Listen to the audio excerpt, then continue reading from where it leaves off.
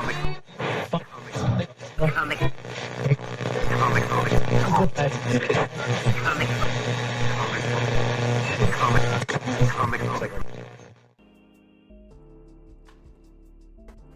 right, hello everybody. How you doing? Welcome to Comic Book Radio. I'm your host, Peter Cimetti. This is episode 173.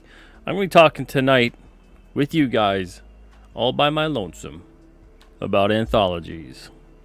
Creating them, making stories for them, all that stuff. I've had a couple people over the past, maybe 2 months or so, ask about a topic like this. And in particular, today I was talking to somebody. They left a comment here. Jolly Green was asking about these today. Because I had posted about It Came Out on a Wednesday, which is the Alterna anthology. That's if it's still pinned to the top of the chat, sometimes it isn't. Right here it says, dive into Alterna's anthology series. It came out on a Wednesday. And that's alternacomics.com/ICOOAW. Issue number 21 is now available for pre-order. So that's on the April 2024 campaign. And you can also go to alternacomics.com/pre-order. You could also go to the Indiegogo and pick that up. That's the issue that's taking the place of Horace H. Hoover number 3. So this anthology, much like a lot of the other anthologies that have been at Alterna, we've had the If anthology, the Fubar series, which was like more a zombies and wartime historical fiction sort of thing.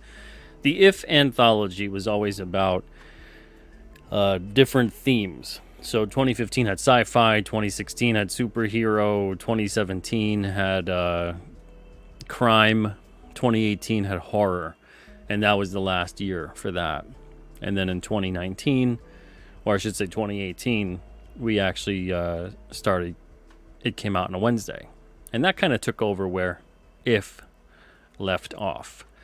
So I'm going to be talking about the experience compiling those, what that was like, and then also, like I said, the most important thing I think tonight that I'll talk about is creating a story for an anthology. Because it's different than creating a story for a series. It's different than creating even a one-shot issue or a graphic novel or anything like that. You know, other than the limited page count and things like that, you don't necessarily, with a short story for an anthology, unless it's based around a pre-existing character, you don't usually have characters within that short story that are already well-known, and you can kind of lean on them and their personalities. I think DC did Batman Black and White years ago. I don't know if they're still doing those, but those were pretty good. But obviously they revolve around Batman and his world, so you already understand that character and that setup. They don't really have to explain who Batman is. So they can kind of just dive right into it. You know, just these little snippets of stories. But when you do a short story in an anthology that's, let's say it's thematically whatever, horror, sci-fi, etc., you know, you're sticking to the genre, you're sticking to the theme, but you also need to make sure that that story doesn't feel like it's leaning too heavily into characters that no one really knows about. So you want to make sure it's more plot-driven than character-driven. And you want to really make sure that you've got that 3 or maybe even a 4-act kind of structure if you want to have that twist thing at the end. So it kind of has that build-up. You know, you hit a climax to it, it comes back down. You can have like this A, B, C, D or A, B, C structure and then kind of tweak them around. And I'll talk about what that is in just a moment as well. Before I get started into all that, first of all, thank you guys for being here. Spicer McLeroy, what's going on, Warriors? Hope you are all well. King Cryptid cinematic character is going well. Thanks for all your help, Brother Pete. Spicer, you're doing something so cool, I can't even wrap my mind around that. If anyone hasn't seen what I've posted on Twitter, Spicer's doing like this 3D CGI looking thing of King Cryptid, and to turn it into also like a statue, but also to be usable, like you could move limbs and the mouth, and I can't even, it's wizardry to me. Wizardry. I barely understand the 3D printing stuff. I'm more of a 2D guy. Give me paper. I'm more of a flat surface paper kind of a guy. So this 3D kind of stuff, whether it's 3D printing, sculpting, or, animation and that kind of a thing, I'm amazed by it. It's all magic to me. Dr. Mask, what's up, Dr. Mask? Says, Hail Pete, thanks for making sure I got my behemoth. Yeah, when you were posting replies to me and to somebody else, to forget, when they got theirs, and you were posting like these gifs, like with, oh, where's mine? Or waiting on yours. And I'm like, I'm fulfilling the orders. I'll show those too in a second. And I didn't see your name. And I was like, I don't think he ordered them. So I'm glad I got in touch with you. I'm glad you made that right. Blake Powell, what's up, Blake? Thank you for being here tonight. We got Cole King, too, in the house. How's it going, Cole?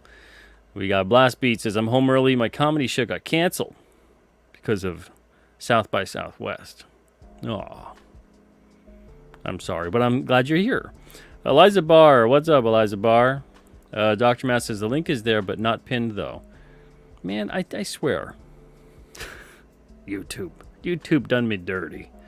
AL, what's up, AL? Says, sorry, early day tomorrow. Have a good stream. Good night, all. No problem. Thank you, AL, for stopping by. And there's Jolly Green. How's it, Jolly Green? Hope you're doing good. Okay, so I wanted to show off the Behemoth figures, because that's why I didn't do a show yesterday. These arrived, and so I started just fulfilling these. These are the glow-in-the-dark ones. Man, do these puppies glow. These glow. Put it in the sun for a bit. If you've got like a black light or something, it charges them up. These will glow. The King Cryptid one, it's off camera. You can't really see that. The King Cryptid one's already been made. Those are done. Those are out. The glow in the darks are just limited only to the pre-order period for these figures. So this is Behemoth. He is a genetic experiment done on a human being with the DNA of the legendary Mothman. So this character debuted in King Cryptid #1, and he'll be back. He'll be back. You shall see him again soon. So, like I said, this is very limited. We're going to have a Granite Beast. This is a 4-inch figure. Same goes for the counterpart of the gray. Now, the gray, we've got a bunch of these left. Not a whole lot. But still, there's some left that you can order. These are fulfilling. These are fulfilling. So all these are going out. And the Granite Beast one is going to go up on the 15th. The pre-order period for that's going to be between the 15th to the 31st. After that pre-order period for the Granite Beast, which is going to be a 7-inch figure, these are 4-inch. So that's going to be like the Granite Beast is like, I don't know, maybe that big compared to the Behemoth. Granite Beast is like 20 feet tall. Behemoth is 9 feet tall. So that is going to take place between the 15th to the 31st. The glow-in-the-dark for the Granite Beast, again, is only going to be available to order during the pre-order period. I'll have more of the gray available after that period, but you want to make sure you get yours, pre-order them. This is the King Cryptid 3-inch. I'm going to probably have to do a second printing of these. So you can see we've got them in proportion. King Cryptid at 3, Behemoth at 4, and the Granite Beast will be at 7. So that's how that'll be going. But King Cryptid, these are still available. Kind of they're in like a pre-order period mode at this point because we got to do another printing, but you can get both of those, Behemoth and King Cryptid, in the gray resin on alternacomics.com/pre-order. So, hey, what's up, Death Metal Hero? Says, love that more and more indie comic properties are getting their own figures. I love seeing people even like color them up, paint them. That's fun. Really cool to see. I didn't think I'd ever be able to get something like that. Dr. Mask says you have to pay Mr. if you want Behemoth. I'm sorry, my friend. I'm not. I think the joke might be getting lost in translation. I don't know. Maybe I'm just slow on the uptake with that. But anyway, so yeah, the Behemoth is shipping out. If you're waiting on yours, thank you for being patient about it. All right, so back to the matter at hand, back to the topic for tonight. Now, anthologies. Like I said, we've run a couple over the years. In 2012, we had Fubar Volume 2, Empire of the Rising Dead. That went to number 6 on the New York Times bestsellers list. We've had a lot of really successful anthologies. Some of those anthologies have been some of our most popular titles. It Came Out on a Wednesday is our second most popular title in terms of sales at Alterna, people buying them. So King Cryptid's been number 1 for the past year. And I'm just going to say annually. The best sellers have been like It Came Out on a Wednesday, number 20. King Cryptid, 1 through 4 were up there. And then previously, let's see, we had Wolf and Batsy. Wolf and Batsy did well, but it was kind of like neck and neck a bit with like Blood Realm and things like that. So It Came Out on a Wednesday was our second, and still is our second best selling title, up to 21 issues now. Some people don't like anthologies. I understand that, I guess. If you want to follow characters and things like that more. I've always liked anthology. You get all these different stories, these different creators, but they got to be compiled in an interesting way. Whenever I put together anthologies, I'm always trying to think not just based on theme what gets accepted, but I'm also trying to have variation with that. So if it's a sci-fi theme, they won't all be about dystopian futures. They won't all be about robots, or they won't all be about, all these various other sci-fi themes. And you want to mix up the ebb and flow. So I always made sure when I was putting together the anthologies, and I still do this, I don't put the same kinds of stories back to back. And I try to limit the amount of stories within the anthology. So not everything would make the cut. We would have a lot of stories. I think we had a lot for the crime anthology. There weren't too many for sci-fi. There were a decent amount for superhero when we did the If anthology. And then for horror, there was a good amount. But a lot of them, even though some of them were pretty good, it's too similar. Like too many vampires, too many werewolves, too many, serial killers or whatever it is. So I was trying to create more of a variation with that and not necessarily put through the same kinds of stories over and over again. 2 or 3 of the stories actually had counterparts from other people that had submitted, especially on the horror, that were like almost the exact same story. So I don't know if they were inspired by the same stuff. They probably were. But it was really it was fascinating how much you'd think that they were given like a prompt somewhere and that they then did that. And maybe they did. Maybe that was a thing they did. There's lots of different writing prompts and whatnot to come up with short stories that are in like writing groups or out online or whatever. So a lot of people kind of cut their teeth on anthology short story pieces, which I do recommend. I don't recommend ever diving into your first comic and not having made a smaller story. Doesn't mean you got to follow that recommendation. Doesn't mean you're going to do that. Doesn't mean a lot of people do. But I find that it really helps a lot of people out if they're to give a short story or several short stories a shot and come up with how to pace something properly in terms of the story structure, in terms of something that's more plot driven. And this way you can get the feel of writing a story without worrying too much about character development just yet. Because you can have some, but you do almost no character development in a lot of the short stories. And even if there's character development, it's not so much the character having this epiphany or developing as a individual over the course of the story as much as like things are happening to them and they're reacting. So you might have the classic, they learned a lesson in an ironic way sort of thing. And that happens a lot in anthologies. It's very popular to kind of have like the twist type ending where you think these characters are going to have maybe a happy ending or a bad ending, a sad ending sometime, and they don't. And they end up having a reversal. But they're not really developing. That's more the plot being imposed upon them. And they're reacting to it. So it's very different. Very different than... Some people think character development is just essentially what characters go through and how they behave and react to situations. That's part of it. It's now how those situations and how those things now affect their thinking and their reactions for the next situation down the line. And since in a short story, there aren't really too many next situations. You got the story you've got. That's kind of it.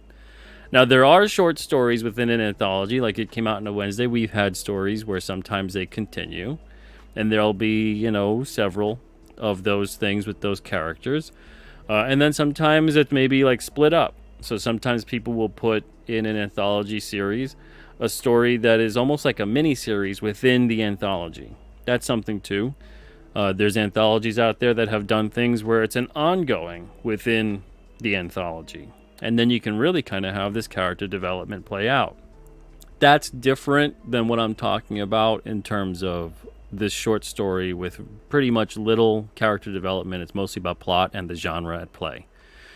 So most anthologies are like that, where here's kind of like the subject matter. It's basically a glorified writing prompt, and you go with that. And you come up with a story that fits, relatively speaking, within that theme. Those are pretty simple to do. It's not too difficult to kind of fall into them or even assign yourself that kind of a topic. So if you want to create your own kind of thing, there's always very popular genres that end up being ported over for use in anthologies.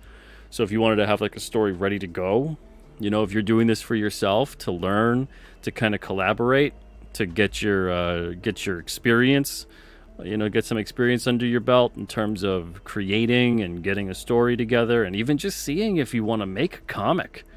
Some people, they fantasize about making these things, and then they romanticize about how it's going to be without ever doing any of it yet.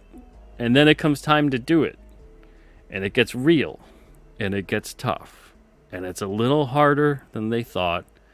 It's a lot more work than they thought, and it's a lot more time than they thought, and sometimes it's a lot more money than they thought, and then they don't want to do it anymore.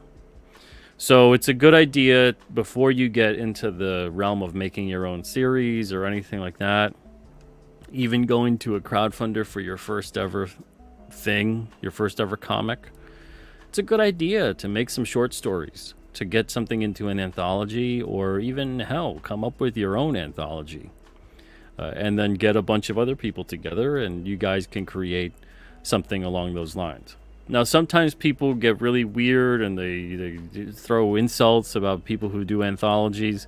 There's nothing wrong with that. There's nothing wrong with it, especially if you're going into it and you're learning, and you're coming up with something, or you've already learned and now you want to play around, and you got a lot of people creating something really interesting and varied among the stories. Some of the greatest things of all time have been short stories or coming from anthologies. Some of the bigger publishers have had really famous anthologies, and you can even view like a series that just, like the other day I did an ongoing and limited series kind of rundown, and I believe it was What Geeks Do Network was talking about a series where the only commonality is the setting, and every issue is different, but they all take place and they all share the same setting. Now that would be more like an anthology series. So even though you don't have every issue or whatever it is set up with all these short stories, every issue kind of exists in and of itself on its own. King Cryptid has a little bit of that feeling to it, where you have these stories that, even though they are connected and there's a continuity, they're complete stories. So it has more of an anthological feel, where it feels like a compiled bunch of these different stories that revolve around the same kind of subject matter, the same kinds of characters, and the same things, but they're all sort of different. So it's more episodic in that respect. But it's not fully an anthology, but it shares more in common with an anthology than it would with, let's say, maybe a soap operatic kind of series or a limited series. So an anthology, when you're getting involved with putting it together, going back to that a bit, you want to make sure that obviously you're following the guidelines for the submissions. And I see a bunch of questions within the chat, so I'm going to get to those in just a second. You want to make sure you're following the guidelines with the submissions. You always want to make sure you're following the guidelines. It came out on a Wednesday. It's still one of the only things. It's actually the only thing we're still accepting submissions for. You can go to alternacomics.com/ICOOAW. It came out on a Wednesday. And then you can see the rundown of what the submissions entail. So you want to make sure you're following the amount of pages if they ask for pages. The age rating. It came out on a Wednesday specifically would be young adult. So nothing mature, nothing that's, strong language nudity, etc. We had one issue, might have been two, where it was a story that got through and it had an F-bomb in there. And that kind of got that was my fault for not catching that. But we had to curtail that on future stories involving that specific short story. But that only happened, I think, once or twice at the most. For it came out on a Wednesday specifically. Some people have asked, why don't we go into print? Multiple printings with that. Now, there's a lot of reasons why we don't. The biggest one, first and foremost, is the fact that it's just a rights issue in the agreement that we have with the creators. We get the story to use for that one printing, at one time. When it's done printing, that's it. The creators own the rights to their stories. So even if they publish it and we're not sold out yet, as long as the issue's been out for like 90 days, then they can go and take that wherever they want. We kind of just have the publishing rights for a little bit, and then it reverts back to them at that point in time. No harm, no foul. We don't own any of the rights at Alterna for anybody's stuff. That's just how it is, plain and simple. But when it comes to it came out on a Wednesday, it's just for that one printing, that one issue, and it's done. When we're sold out of the print version, the physical version, we delist the digital. So that's how that works as well. So because of that, it's become kind of a hotter title on the secondary market. Sometimes there's back issues to it came out on a Wednesday that are kind of up there in terms of the price. So some people have asked, why don't you go back to print with it? Well, that's a big reason why. That kind of stops us dead in our tracks right there. But there's another thing about it too, where it doesn't just go right to that series that this pertains to. It pertains to every title that we put out. It's costly to go back to print. We're not doing print on demand. We're doing newsprint printing. So you got to print a minimum and you got to send them out. And you got to make sure if you're printing your minimum of like 500 copies, you got to make sure it's not just like 10 copies you're going to sell. You got to make sure you're going to sell through an amount that makes it worth going back to print. So with that, I always recommend telling people, go to eBay, check that out. Maybe check out your local comic shop, especially for some of the earlier issues. We were in shops with it. Came out on a Wednesday up until issue 14 or 15. 14, I believe. So, so if you do that, check those first for the back issues. But in general, and I'm always very confused by this because most publishers don't go back to print. Most publishers don't go back to print with single issues. It takes a hell of a sale in terms of how many copies you've sold and how immediately you did it to go back to print. It's unusual to even go back to print on something that maybe was a year old. Very rarely happens. The only time you'll see that kind of stuff happen is if there's like a facsimile edition, or it's like a milestone, or there's some kind of very important aspect to it. Maybe a publisher will reprint by making a classic type series. I think Marvel and DC have done stuff like that. But in terms of just reprinting, making a second or third or whatever printing of an issue, that's very rare in comics. Most of the time, especially in independent comics, it's a one and done. And it's usually a relatively small print run, usually less than like 3,000. And that's it. Once it's gone, it's gone. You can't just keep on going back to print. Now, I've tried in the past with making larger print runs for some of these books. But that doesn't work out a lot of the time either. And now this doesn't have to do with it came out on a Wednesday, but this has to do with just going back to print or printing the first time around. As a publisher, I would love it if everybody that was here was always here. I would love it. That would be great. Because then I could say, okay, we're going to print a lot of number one, maybe like twice the amount of what we would normally print, because you're going to be here the whole time. And then we'll adjust our numbers for the rest of it. What's happened a lot over the past couple of years especially is that I've been left with a lot of books because I would imagine that people would be here for quite some time. So I'd overprint to make sure that we had books. And we don't have to go back to print. We'll always have books in stock for people that are coming on board to get the new issues or whatever that be coming out of a series. But eventually, when a creator leaves, now all of a sudden, I can't sell those books anymore. And half of the time, the creators don't even want them either. So I've had to make sure that I cut back on the number of printings. So because of that, I only print maybe 20% more now than what we need. So print runs are a lot smaller.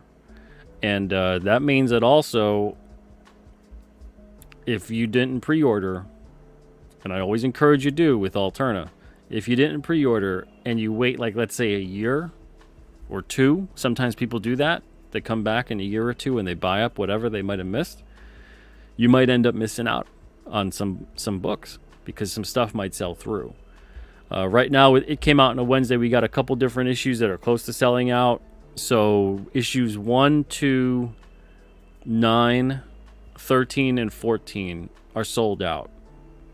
But 10, 11, 12, and 15 are close to selling out. They'll probably be sold out within a year.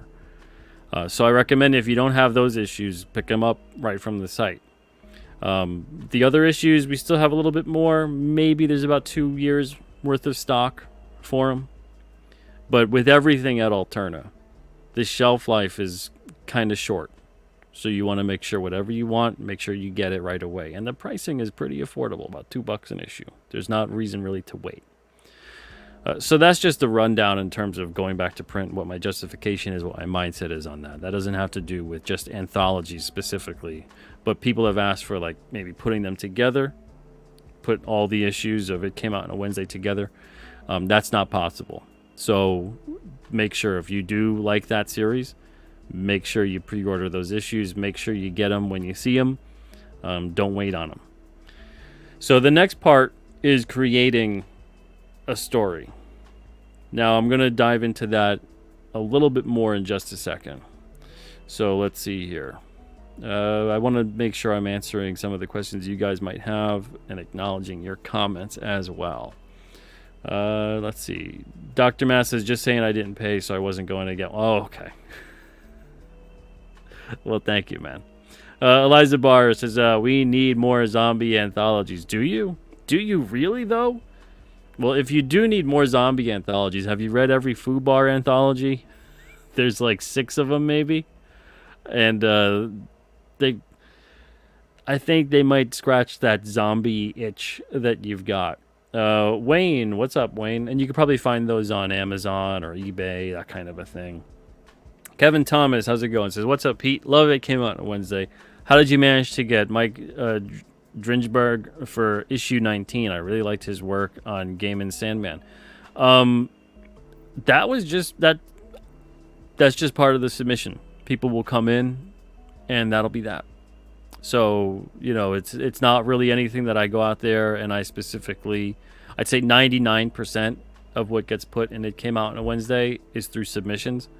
Very rarely am I canvassing people specifically to say, you know, hey, send me something or anything like that. Even among the alternate creators, I'll ask them every now and then, but most of the time they don't have a short story or anything like that that's ready to go. So that's just submissions that come in. So there you go. Dr. Mask says, do you recommend first-time comic writers write the complete story and then write a script based on it, or just jump into the script? It really depends. I do always recommend you write what in movies, in film they'd call it a treatment, and that's basically maybe a page or 2 or 3 of just a synopsis and a breakdown of the story, as if you were just telling the story. Here's how it is, and you go for it. Just the big major points of it, and that's it. In a comic, maybe you could do that with 1 page. You don't really need to do like 2 or 3 pages for that. So if you've got a graphic novel, especially, or a limited series, if you've got anything with a finite ending, so it's like a beginning and an ending, and that's that, I always recommend write out that story as much as you can. Now, you don't got to be super specific with it. You don't got to write out all the dialogue or anything like that, but you got to make sure you're writing out a thorough, more developed outline. That would help, just to kind of get your thoughts out on paper. Don't just keep them in your head, because if you keep that kind of stuff in your head, you're going to keep on developing, reworking it, and forgetting elements too. So get that stuff out, write it down, and then you can always revise and tweak the story as you go on. And then you're still going to revise and rewrite once you script it out. And then even in a comic, you're probably going to find yourself revising even as the lettering goes on to it. So you're going to have multiple chances for revision, but you want to make sure that you're getting that story done and written down. Don't just keep it in your head thinking that you'll remember or that you'll be able to recall all of it. Get down the important elements of that story. I really recommend that. What's up, Shrek? Hope you're doing well.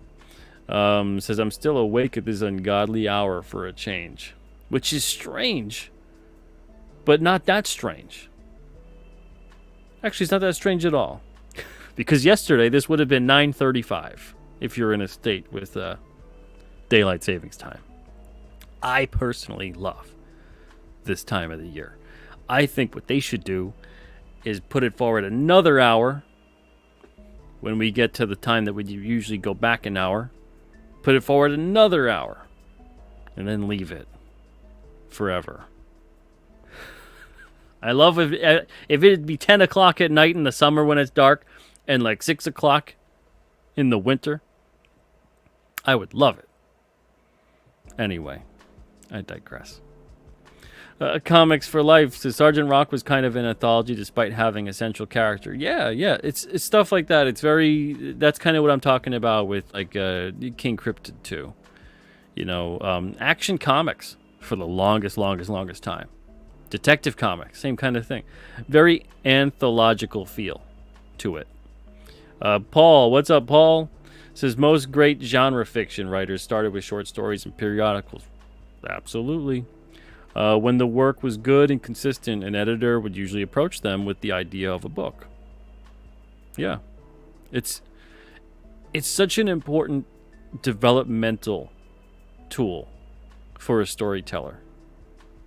Because if you can tell a compelling, convincing narrative and interesting to boot within, I don't know, let's say in a comic, 10 pages, that's a lot of pages. You might not think it's a lot of pages, but that's a lot of pages to tell a story. Some people will have like 40 pages to tell a story and still not understand and find a way how to write a story in 40 pages. They need more room. Not necessarily. Most stories don't need more room. Most stories need more editing.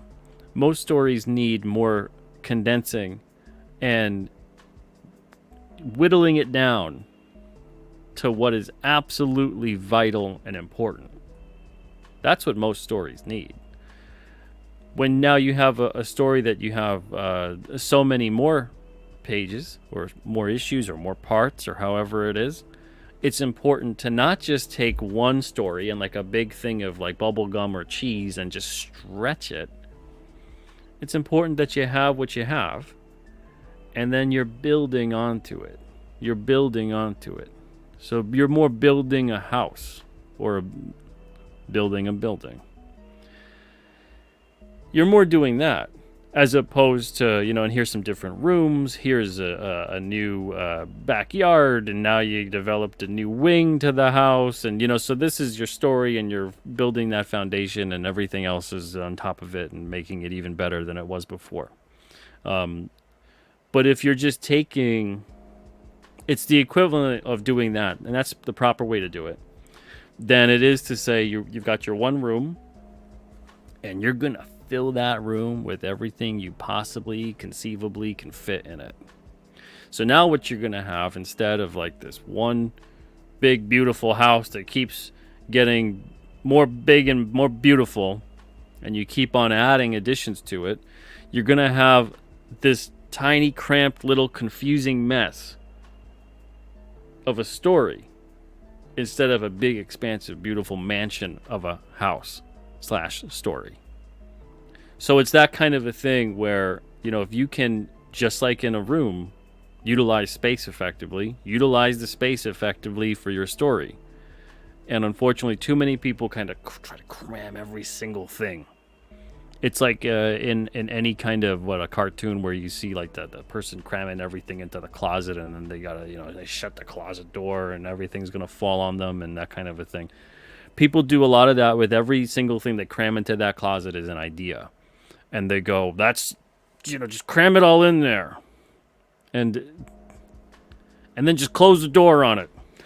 Let the reader deal with it. So the reader comes along, opens up the closet door, and everything falls on them.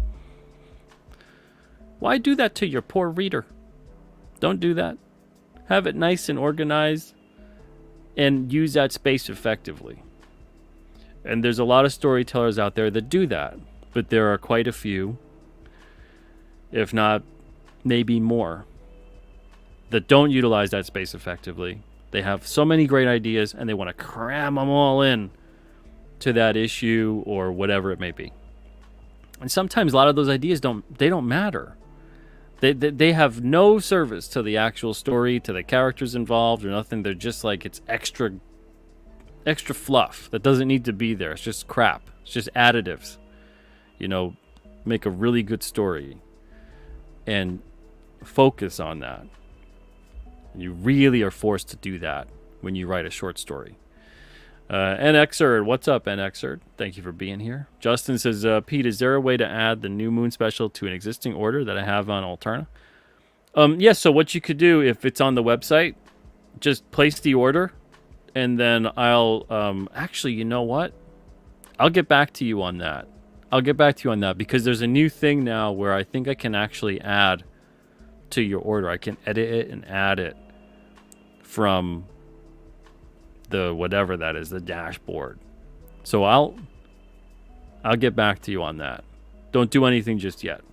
If anything, the only thing you could do, send an email to me at either through the website or at pete@alternacomics.com with what it is you want to add, and then I'll see if I can make those adjustments. If I'm thinking it'll do what it's supposed to do, it's supposed to then send you an invoice to pay for the additional item without any extra chaos. That's what it's supposed to do. That's what they've told me. We'll see. But yeah, so email me, pete@alternacomics.com, or go to Alterna Comics website and go to the contact section and send me what it is that you'd like to get. Eliza Barr, what's up, Eliza Barr? Says, I'm sorry I'm not here enough. Oh, you don't need to apologize about that. And the New Moon special that Justin is talking about, it's a tote bag set. It's a second chance. It's the last chance before we go into production for King Cryptid's the tote bag set. It's one of them's a King Cryptid art. The other one is the Necro logo. Actually, let me just take a moment. I'll just show you. Why not? This way there's no confusion. All right, so this is what I'm talking about right here. New Moon special, it's $5, and you get the two tote bags. These are big tote bags, 13 by 15 by 10. One of them's got the New England Cryptid Research Organization logo on there. The other one's got that Nick Hunter King Cryptid art with the King Cryptid logo. The New England Cryptid Research Organization one is on blue. The other one is on green, specifically forest green. So that's the New Moon special right now. Tonight is a new moon. King Cryptid's powers on a new moon are at their lowest. So cheer him up. Get one of these. We're going into production very, very soon. So this is the last time to get these before we go in production. We're going to have a couple extra, but not too many extra. So if you do want these, make sure you get both. You get the set. Make sure you get this before the 13th. The 12th is the last day to order these. And this is available on Indiegogo, and it's available on alternacomics.com/pre-order, or you can go to alternacomics.com/kingcryptid. All right, let's see here. NXerd says, a side note question, Pete, why aren't you on Iron Age King's Ethan? Your indie comics icon as much Ethan, you should be promoting Alterna to thousands of viewers. Am I not good enough being here? Good grief. And Nexard, why aren't you over there? Ben, what's up, Ben? Thank you for being here, Ben. Eliza Barr says, and also, do you think I get to talk about any of this stuff here? Seriously? Like I'm going to do a whole anthology episode over there? That seems rude, doesn't it? If I just go over there, I'm like, guys, I want to talk about anthologies for an hour. That's rude, I would say. Good gravy. Let's see. Eliza Bar says, I own all the Fubar anthologies, plus Mother Russia. Yeah, well, there you go. You know? Do you think it's time? Like, do you think zombies are coming around again? Because zombies were really big back when we did those anthologies. I mean, zombies are always kind of popular, but, you know, I don't know. There's got to be something. Someone somewhere is always making a zombie story. There's got to be something, Eliza Barr. I hope you can find it.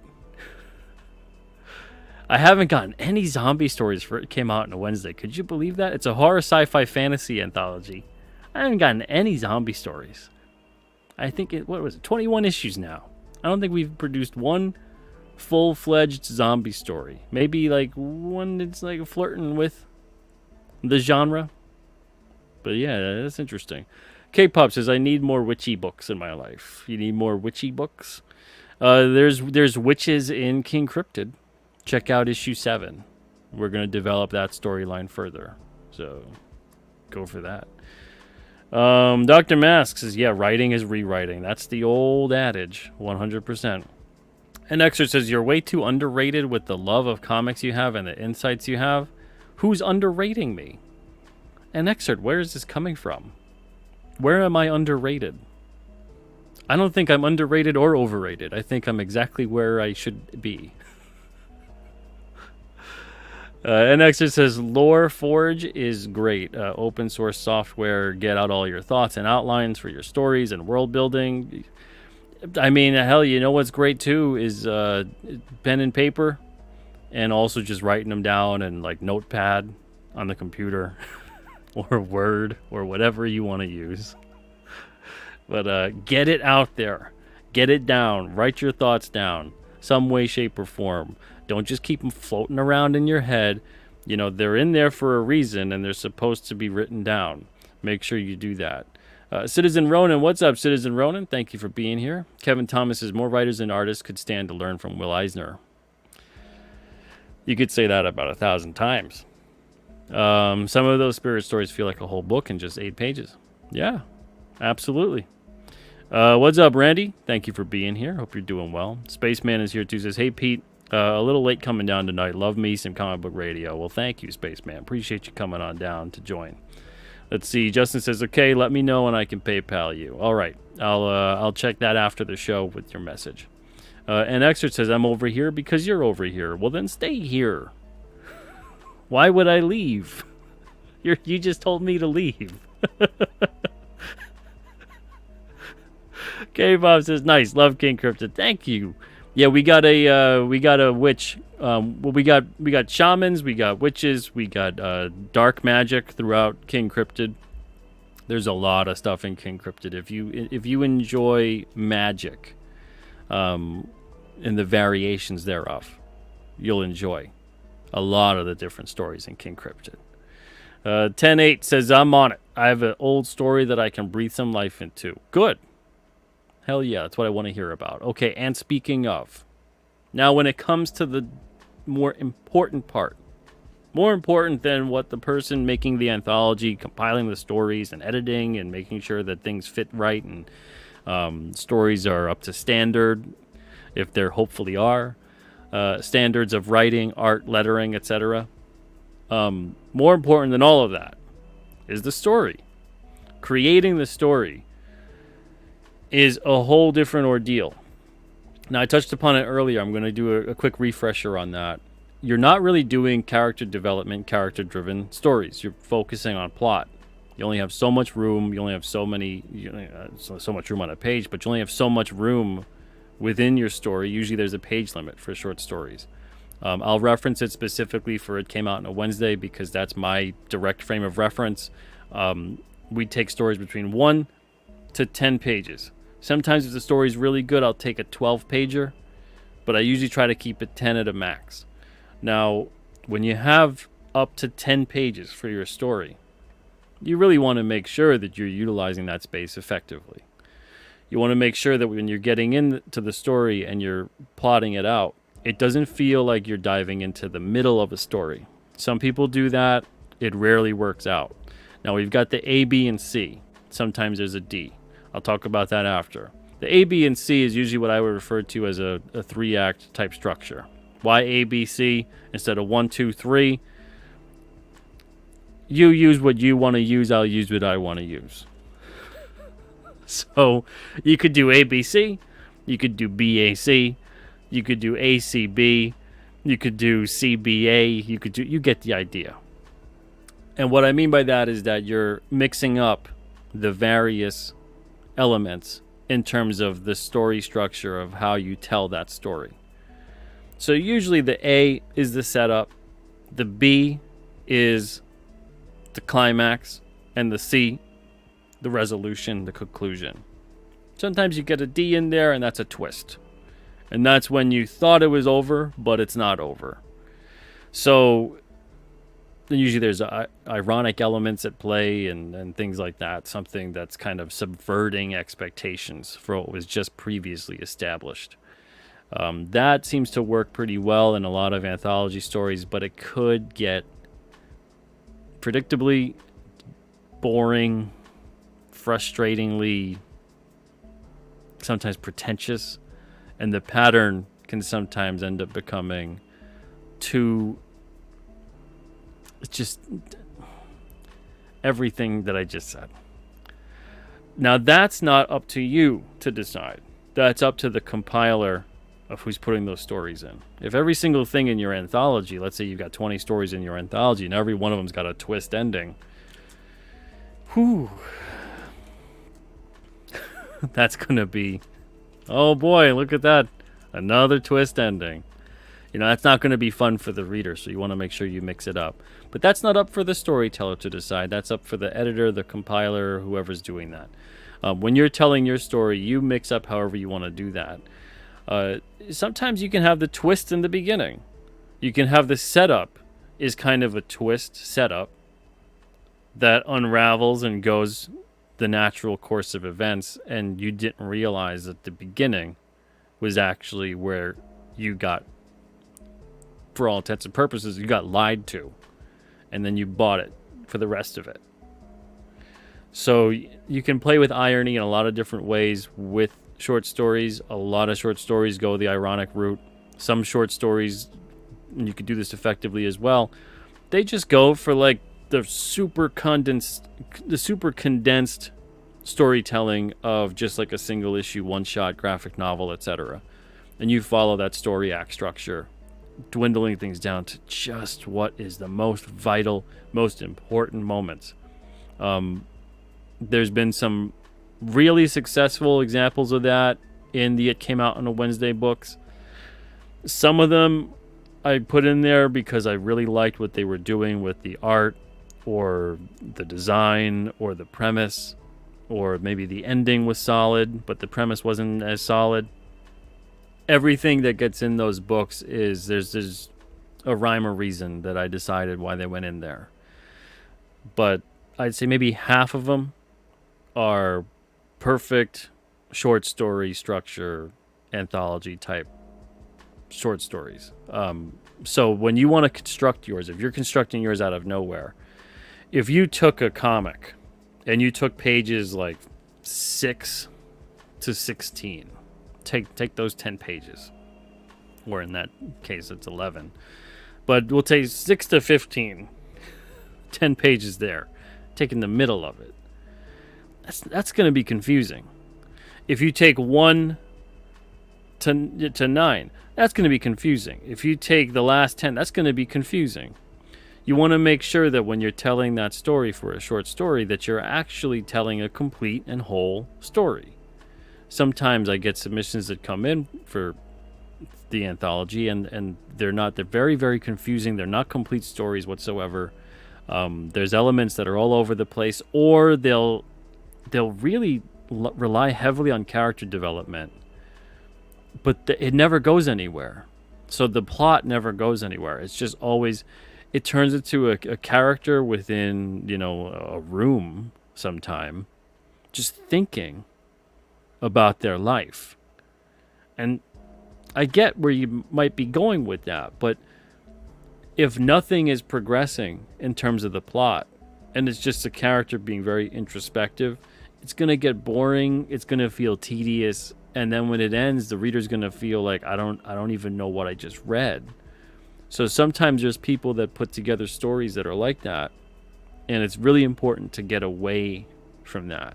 Get away from like the diary, journal entry, short story. You can set it up, if it's like that, with something happening. Plot is vital. Something has to happen to the characters in a short story. Something should happen to the characters no matter what in every story. But in a short story, it is so vital. You cannot waste a moment of just wandering around and the character is just kind of lost in their thoughts and there's nothing really happening, and you can end up getting very pretentious with a short story. I've seen that happen with even very capable storytellers, where they get lost in thinking that they're so clever with this short story, or they're obviously doing something that's never been done before, or this is, a great kind of commentary on something. But they say a lot and say almost nothing at all at the same time. So they use a lot of words, a lot of images. But what's the message? What's the point? Hell if I know. And that's largely how the reader will feel too.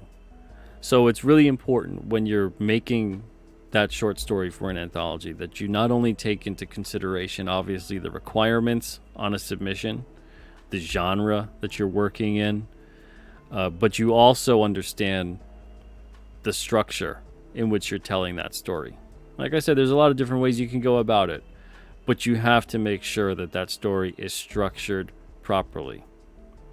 It can't just, and sometimes it will, but I've rarely ever seen it done effectively, where the story just ends out of nowhere. It's usually a pretty good setup to have it focus on a situation or an individual or group of people. And they're in a situation, something occurs, and then it plays out, and that's how it is. Sometimes you can have just one situation, and there's maybe a conversation that plays out, and there's something that occurs where then there's the resolution is maybe a twist ending, or there's a resolution that occurs that maybe feels like it was logically hinted at in the setup. So you can have that resolution a lot of the time, have a callback in either an ironic way or an unironic way, and just play out logically, or make your focus. What's the focus here of the story? Is it to focus on the drama, the tension, the suspense, the mystery, the action? Make sure, what are you focusing on thematically within the overall theme? That's really important too. And a lot of people, just even in storytelling, I found over the years, from reading a lot of submissions, a lot of people overlook being thematic within their stories. Some people do it wonderfully, but a lot of people, they go in there and they think that just telling a story within the genre that they're either going for or they're within, that's thematic enough. There's all kinds of opportunities to bring subtext and context along with whatever genre you're telling that story in, and introduce other themes within it. And there's all kinds of themes at play.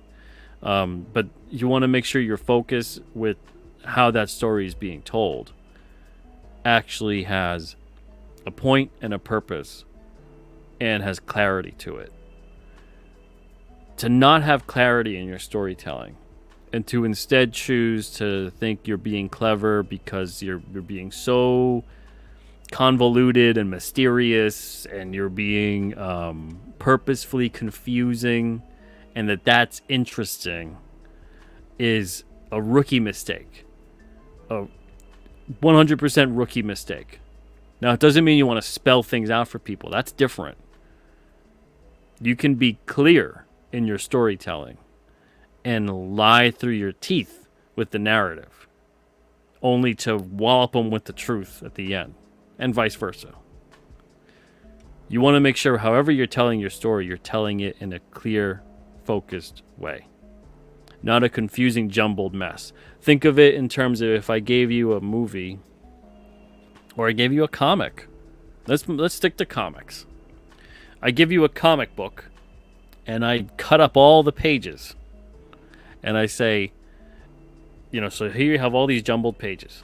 You don't have any of them. They're not in order anymore. And I say, put them in order. What's the likelihood that you put them in the proper order in which they make sense? So that's how the editing and the structure comes into play.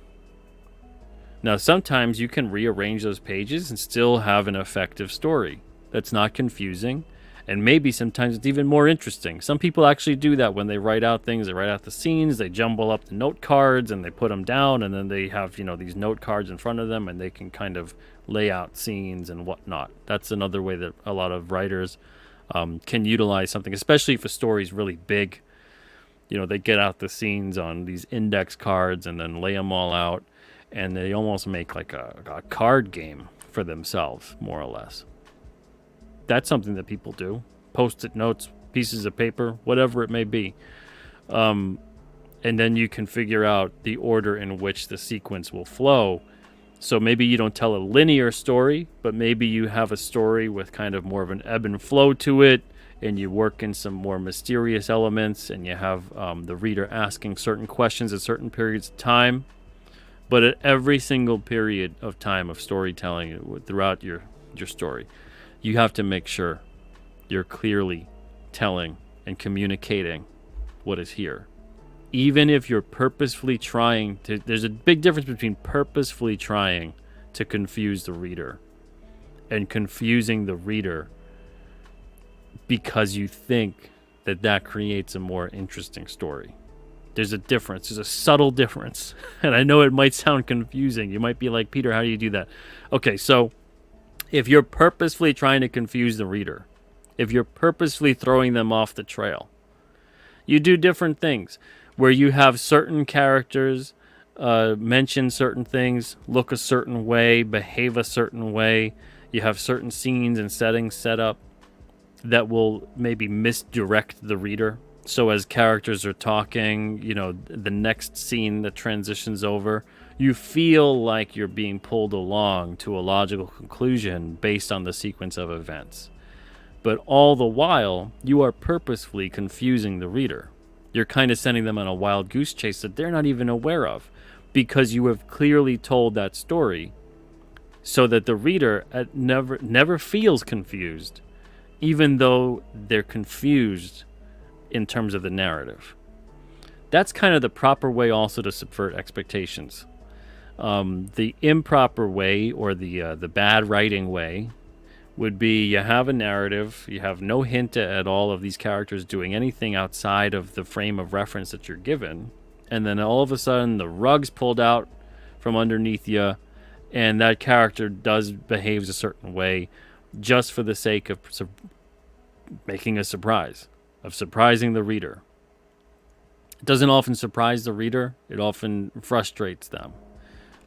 Because you're illogically telling your story. there's ways to do it that are entertaining. And if you're doing it right, there's a good chance that a reader along the way is going to feel like something doesn't add up here. There's an ominous suspense feeling that is created when you are purposefully confusing the reader, but you're being clear in your storytelling. If you're being confusing in your storytelling, it's going to feel like what I talked about before, where you cut up that book and you rearrange the pages and things just don't make any sense. Everything feels out of order, out of sequence. Scene transitions make no sense. One person's having a conversation, then all of a sudden it jumps to another scene, and then that conversation feels like it just stopped in the middle of it. Something else to think about too, page turner moments. Ideally, every single moment at the end of a page that gets turned should be a page turner moment. So that odd numbered page, 1, 3, 5, 7, etc. If there is any kind of thing that just feels like it stops, that the conversation stopped, that a moment has been resolved, whatever it is, and it takes place on an odd numbered page, don't do that. Don't do that. It's also up to the publisher or the whoever puts together the page, whether it's the editor, the pre-press department, whoever it is putting together the pages of a book, to make sure that they don't put what should be a reveal, which is usually an even numbered page. When you turn the page, there's a reveal. The odd numbered page proposes a question. So it's all these different things where they keep the story moving. That's something also that storytellers have to think about, whether it's a short story or whether it's a longer series story. I've read a lot of books, there's a lot of comics where you get to that odd number every single page, not even the odd, or there's no moment of reveal and there's no moment of page turn. Everything feels like it's stopped. Everything feels like it's a one-page story. That's not a good vibe. You don't want to do that with your book. You want to make sure that odd numbered page, page turner. Reveal page, even numbered page. And you'll notice that a lot of like the really effective splash pages that are big reveals or whatever, outside of being like an intro page or the ending page, which is usually an even numbered page, but the intro page is usually an odd numbered page, usually page 1. Outside of that, you'll notice that most effective splash pages are the even numbered reveal page. You turn it and there's like, oh wow, look at that. It's a huge reveal. It's a big iconic image, and there was a build up to that. So within the reveal, you have page turner with the build up, and it keeps building up, and then the payoff, the reveal, even numbered page. That's a big tool to not use if you are a storyteller and you are not utilizing that effectively. The page turn element is tremendous. I can't emphasize that enough. It can sometimes make or break the story flow and the pacing of your book. Very important. So again, something just to cap. You're going to be focused on a short story anthology piece, focused more on the plot, focused more on developing the plot, and the pacing is vital. Far more than in a regular issue or a series or whatever it is. Everything has to be maximized. You have to really understand how to use that space effectively. Character-driven, character development type pieces, very rare unless you're dealing with an anthology that revolves around a character. Like I mentioned before about Batman Black and White, and there's been other anthology type pieces.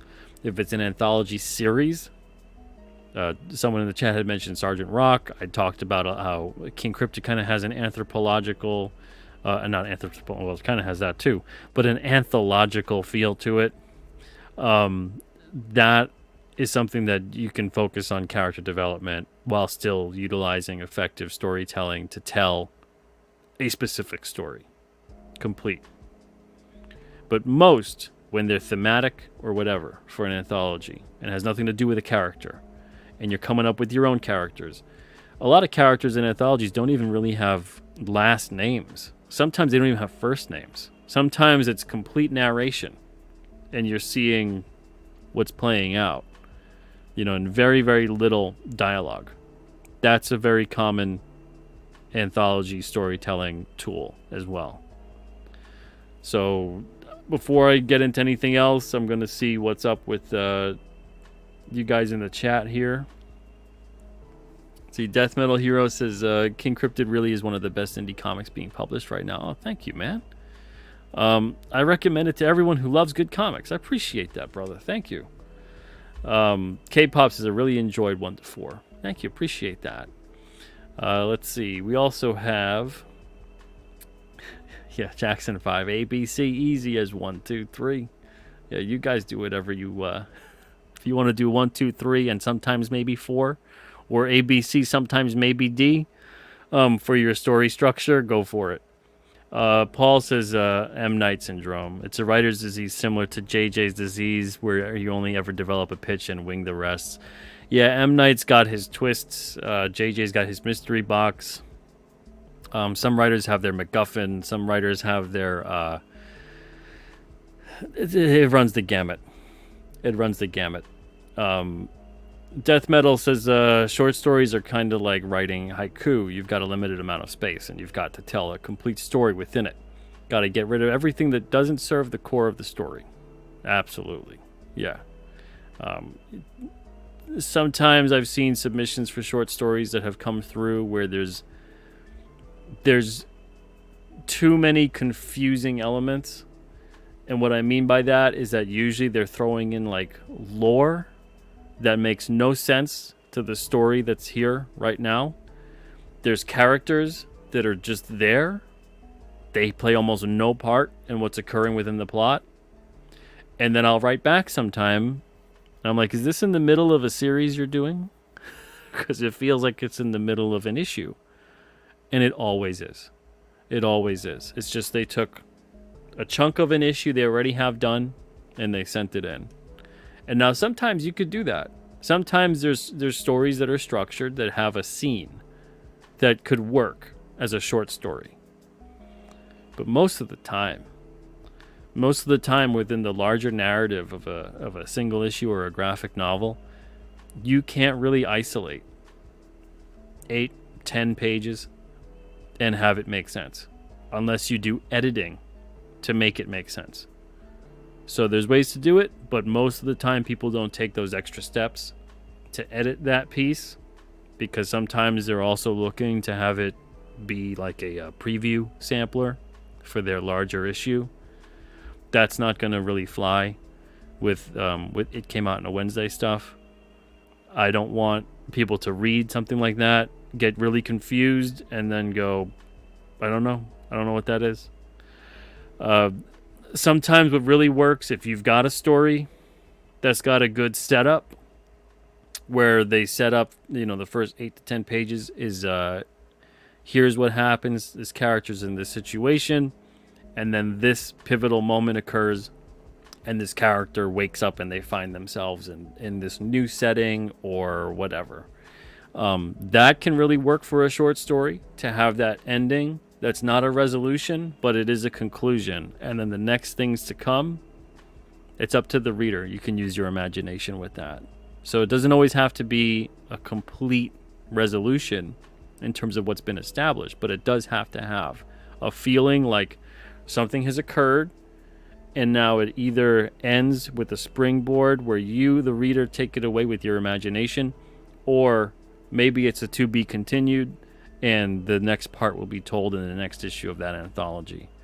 But either way, that works as well, to have this setup, this payoff, and then now you're left like, oh, that character is in that situation now. And you are left wondering, well, what's going to happen to them after that? And you can just end it like that. And it's kind of like this vignette sort of thing going on.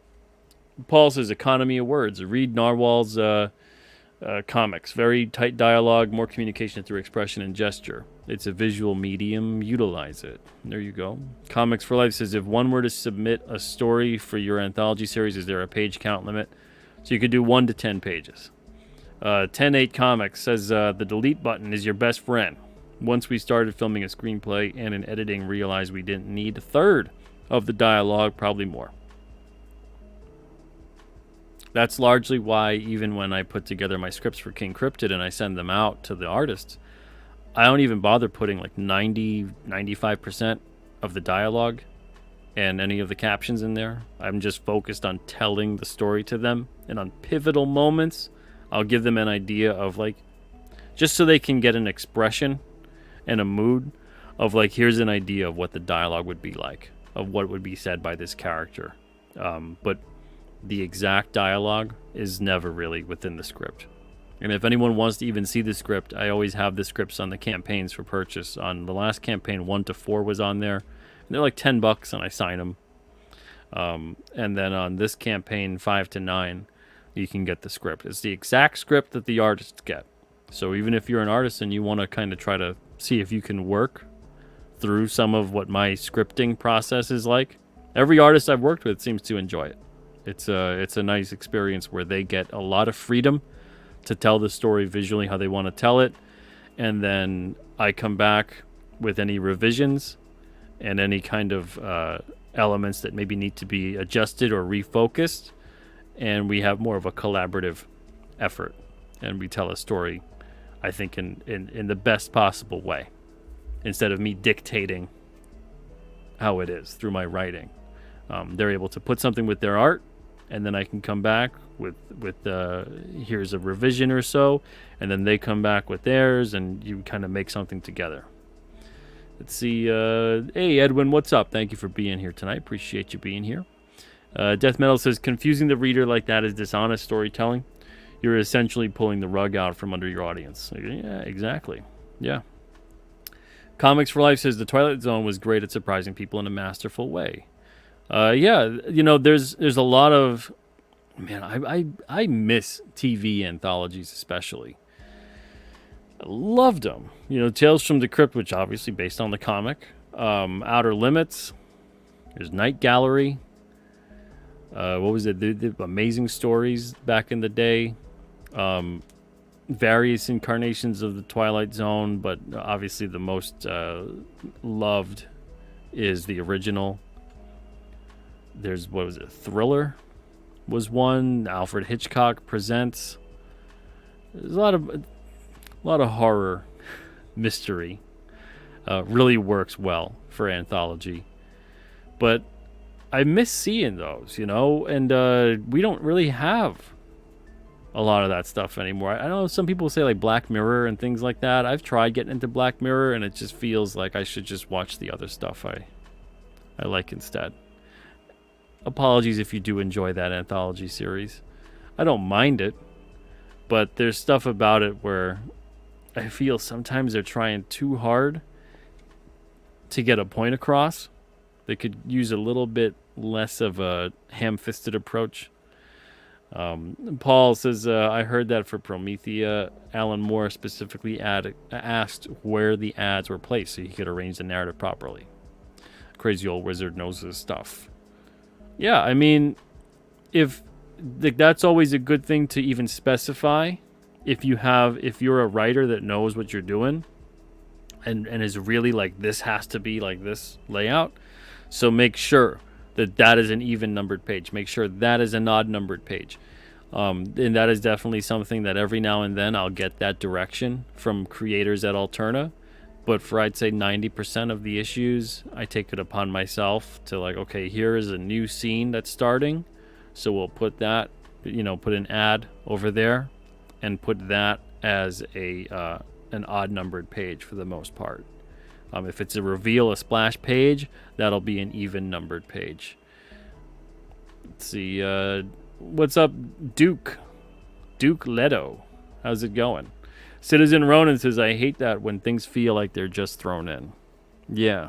It's, I don't know what it is. I don't know if it's bad writing, but if I have to really analyze it, I would say that I think that it's an insecurity factor with storytellers, that it's kind of like throwing in more to distract you because they don't think that what they have is enough. So I don't think it's like an arrogance issue. Some people might think it's that it's like an overconfidence.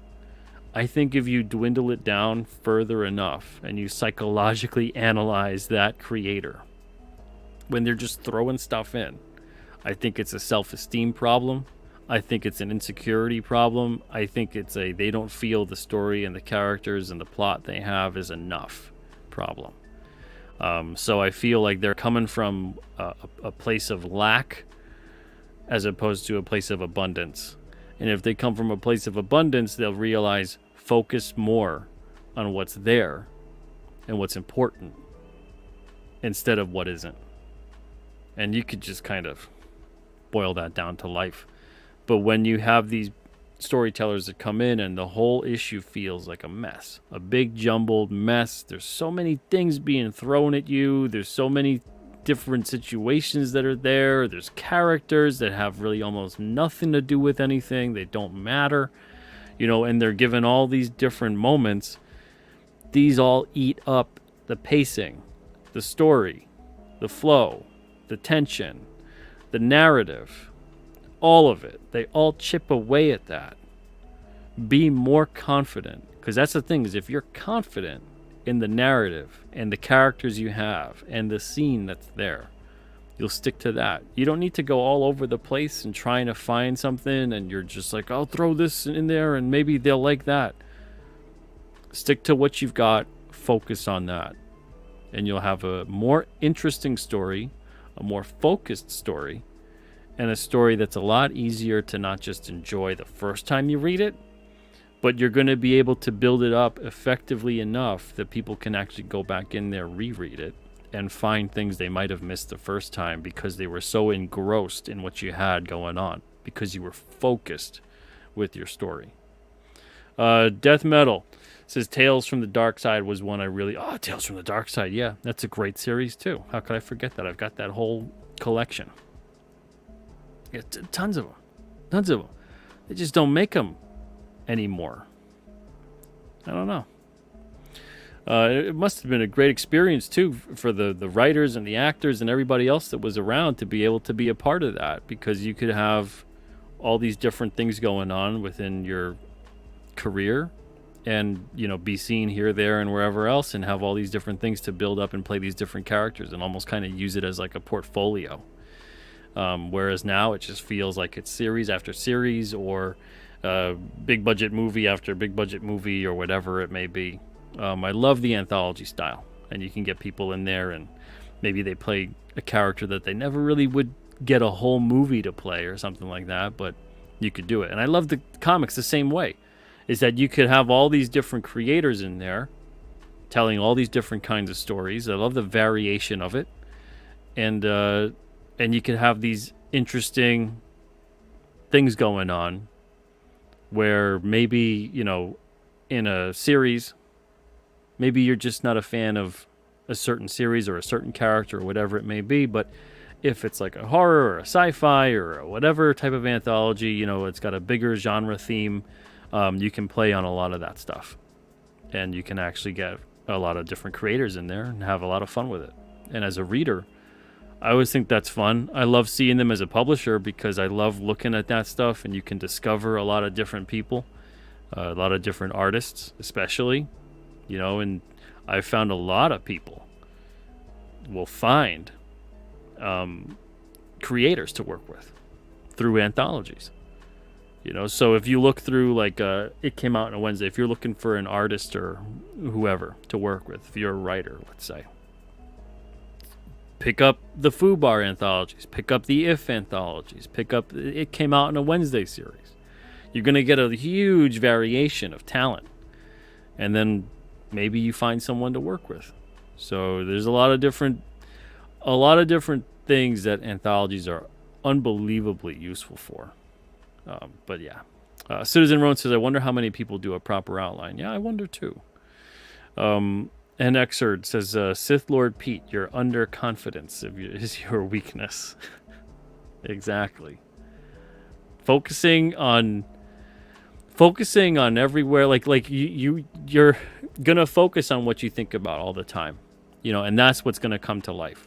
So if you keep focusing on how you're lacking, on how you're just not good enough, on all these, you keep focusing on your weaknesses, on your problems, on all these things, and you're not focusing on the solution, you're not focusing on your strengths, you're not focusing on building on what you're good at while learning how to improve on the rest, but you keep focusing on everywhere that you lack, you're going to constantly find that you are lacking.